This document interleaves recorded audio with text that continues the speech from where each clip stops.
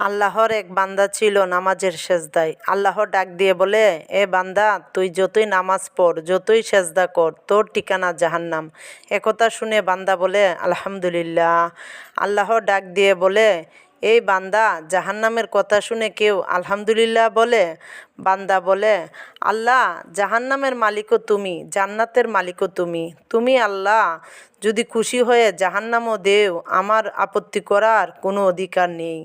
আল্লাহ বলতেছে, হে বান্দা, তুই জাহান্নামে গেলে পুড়ে যাবি, তোর কষ্ট হবে। বান্দা বলতেছে, কষ্ট শুধু আমার একা হবে না, তোমারও হবে। আল্লাহ বলে, তুই পুড়বি জাহান্নামের আগুনে, আমার কষ্ট কেন হবে? বান্দা বলে, মায়ের কুলের সন্তান যদি পানিতে পড়ে যায়, দুনিয়ার কোনো মা যেমন দূরে দাঁড়িয়ে থাকতে পারে না, দৌড়ে গিয়ে সন্তানকে কুলে নেয়, আমার বিশ্বাস দুনিয়ার ওই মায়ের চেয়ে কোটি কোটি গুণ দয়া ও মায়া আল্লাহ তোমার বেশি। আমাকে জাহান্নামে দিলে তুমি আল্লাহ শান্তি পাবে না।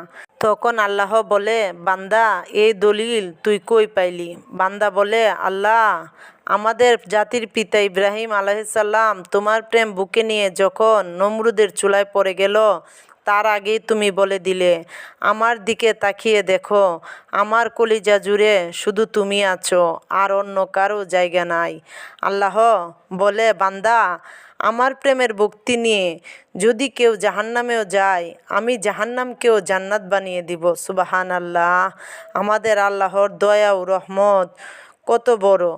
ভিডিওটি ভালো লাগলে লাইক, কমেন্ট, শেয়ার করে পাশে থাকবেন। ধন্যবাদ। আসসালামু আলাইকুম।